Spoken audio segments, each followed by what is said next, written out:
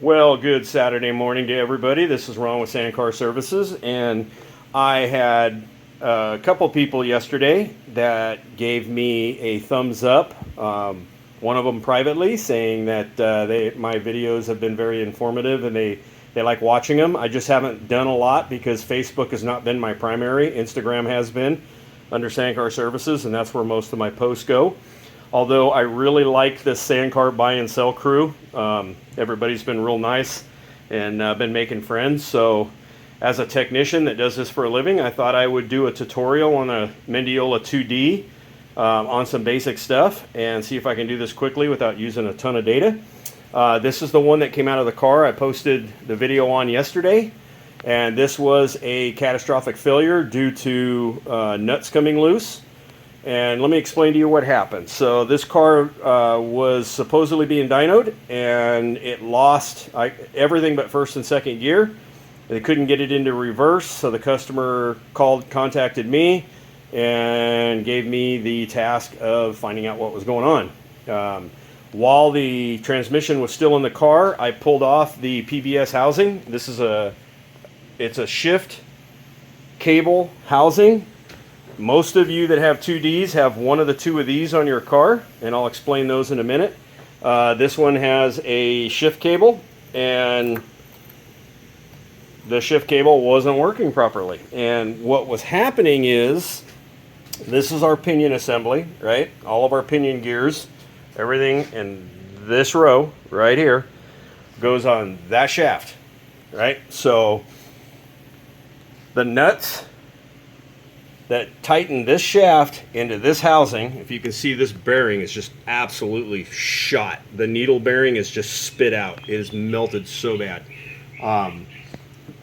The jam nut that holds the main nut in place fell off the shaft, and as you can see in here, that's not supposed to be there. That's actually worn into the case pretty deep, and also damaged the case right here, if you can see that. And because of that, the shifter goes up, but it won't go down. It's stuck because the shaft is hitting a piece of metal that got bashed in right here. So this assembly has to come apart, and I have to mill that out and basically fix it so it'll shift again. But that's not the worst of it. The catastrophic failure is when the pinion nut was allowed to come loose, the bearing got super hot, it started melting, and the pinion was allowed to move around inside the transmission, and as a result of it, it ate third and fourth gear. You can see how hot this thing got. The teeth are just completely trashed. That's fourth gear. This is third gear. Third gear's got chips and hard facing missing off of the gear. These are the ones that go on the actual pinion assembly. And then third and fourth gear on this side. Actually, when I mentioned the update, these are some of the updates. So this is a two-piece gear assembly, which is what Weddle is now selling. This is the only thing Weddle sells. So you have a cone assembly. They call this a cone. Okay, and it is splined to meet splines on the actual gear. All right. These right here are old school, and I wish I had, just picture this having the gear on the bottom of it. I can't find the gear in the trash can, but this came out of a customer's car. These are the older gears. These are the gears that this transmission would have come with in the beginning. These are Volkswagen style gears.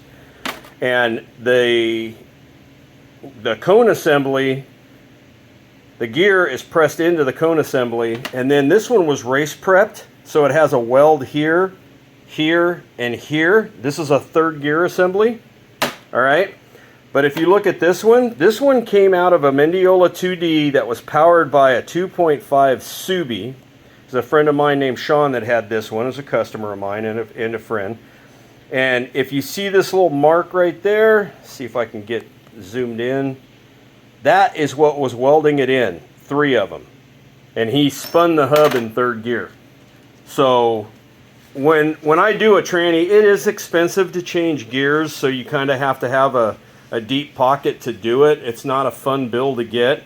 But if you have, this one wouldn't have been a bad deal, but there's not a lot of these. The problem with welding these is it changes the diameter of your cone, and your cone is what your synchro rides on. So if you mess with that too much, you'll end up with your synchros not acting right. So really, if you just have the press fit ones that aren't welded, it's a good idea to get rid of them.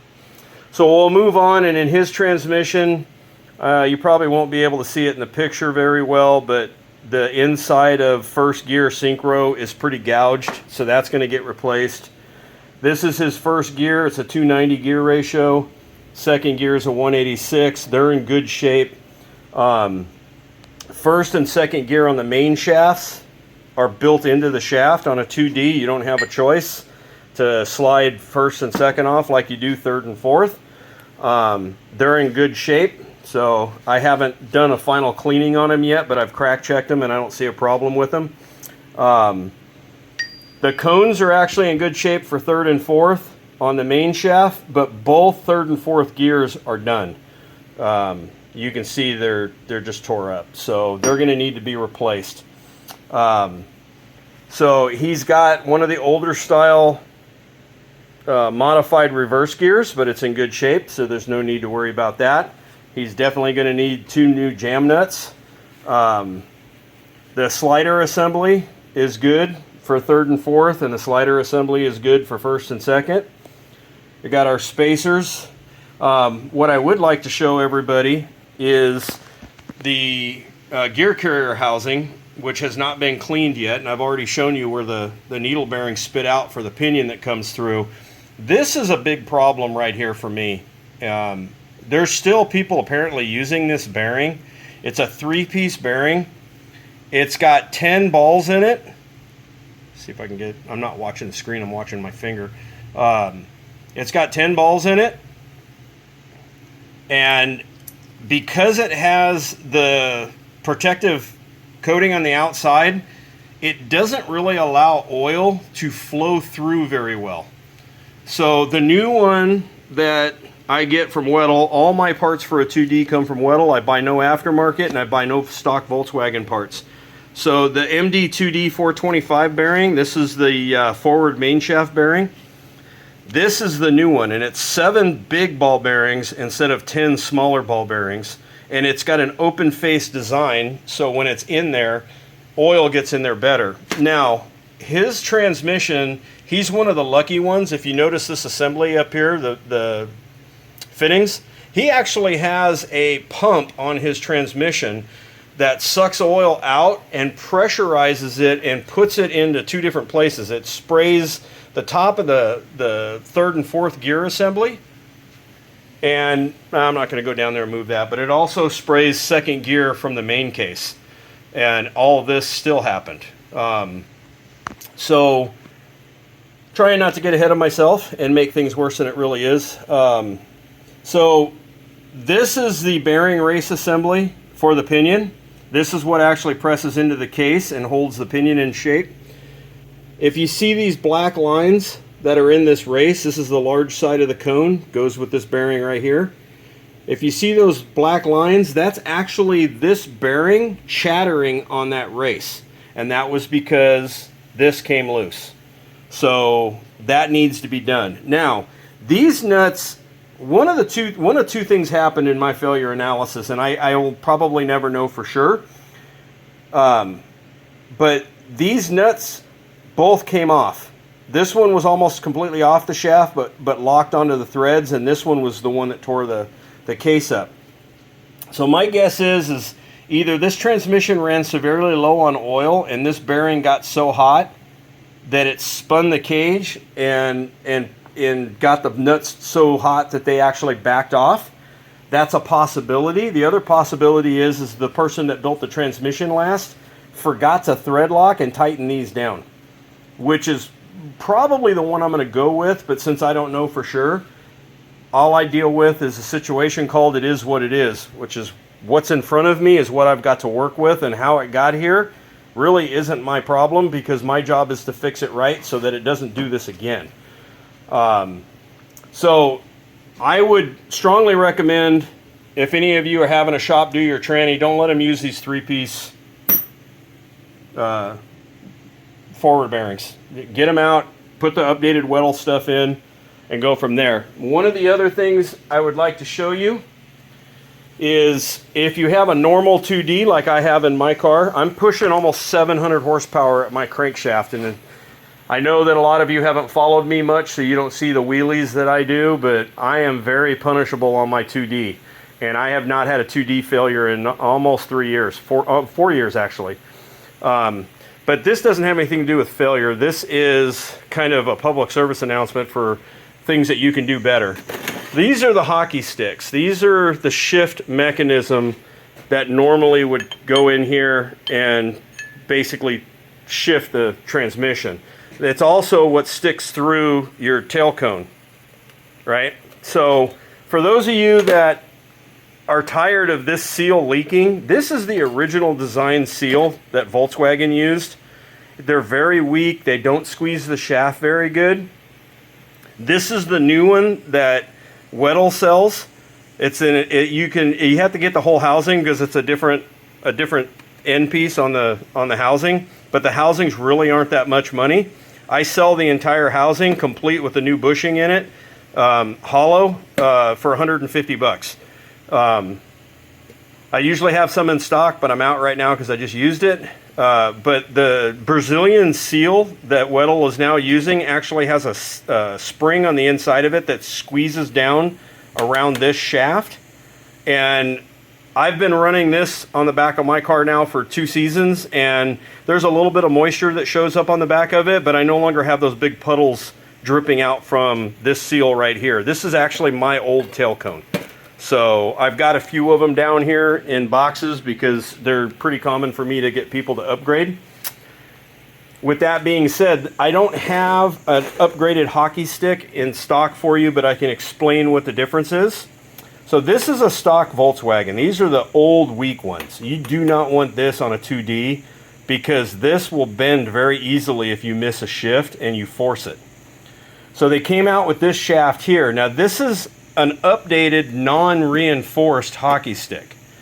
The only difference between this and the one that I sell when I sell them is that there are bat wings, support wings welded in here and here that strengthen this entire assembly so that it's less prone to damage if you shift too fast. So that's another thing that you can do to upgrade. And then, so I've already talked about the gears. We got our synchros, our catch keys, which basically just help the transmission stay in gear. The slider assemblies are good. Most of the cones are good. The other thing I guess I could bring into talk about is this is the bearing assembly, the new ones, the heavy duty ones. This is the new design from Weddell.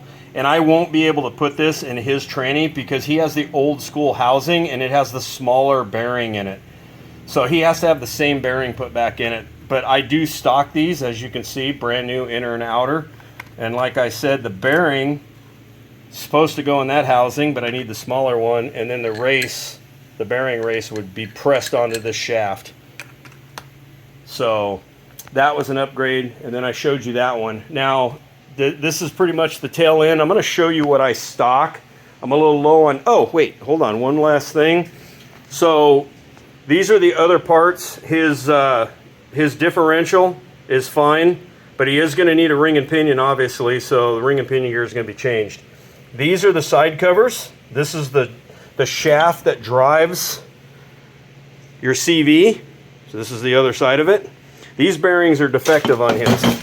If you spin the shaft, you can hear the bearings making noise. Those bearings should never make noise. They should be perfectly quiet. Okay, so real quick to end this video, if there's any questions, guys, direct message me. I'll answer questions in open forum. I don't have a problem with that. But I'm going to show you what I stock here at Sandcar Services. This cabinet right here is an old Radio Shack cabinet. So 1, 2, 3, 4, 5 drawers are dedicated just to the 2D. And this is my inventory. So I've got synchros, first and second synchros, third and fourth synchros, side bearings, front main shaft bearings. These are the seals for the input shafts. I stock a bunch of those updated forward bearings I was just telling you about, the MD 2D 425s. I try to stock 10 of those. These are the seals for the side. These are the clips that hold the retainer on for the main shaft. These are 930 spiral clips. The 934s are just underneath them. Try to make this real quick. I only have 2 throwout bearings left in stock. I'll be restocking those. I usually stock 10. These are the seals for the flanges. I usually stock a bunch of the brand new updated Weddell modified reverse gears. I always keep a pinion shim kit in case I have to change pinion depth. And then I have the seals for the old nose cone that we just discussed, as well as the new Brazilian seals. And if you've been with me this long in the video, I'll give you a little treat and I'll show you that spring I was telling you about. See that nice spring that's on there? That's what seals around the new hockey sticks to keep that oil from coming out. And then we go to the next drawer and I stock a brand new 290 186 first and second. I normally stock a brand new main shaft to go with that, but I sold it. We got some shim kits here for it. I got some bearings, catch keys, police helicopter going overhead. I stocked the new spirals for the catch keys. Usually I got extra bearings in stock. I'm just low on inventory. I stock a couple of used gears for some of the customers that can't afford brand new stuff. If I just happen to get lucky and have your gear in stock. A couple of used main shafts that have been left over. And then the next drawer up is all the hardware to build the Mendeola. If somebody comes in and the nuts and hardware are bad, I stock the hardware that holds the bearing into the flange and all that good stuff. So I don't play around. I'm in training right now to build the S4s, and as soon as I'm done with my training on the S4s, I will start servicing the S4s, and I'll just be specializing in the 2D and the S4s. Unfortunately, I can't do an 091, 002 bus box or any of that yet because I do not have the shift jig. Oh, and people are probably going, oh, you probably don't even have all the equipment you need.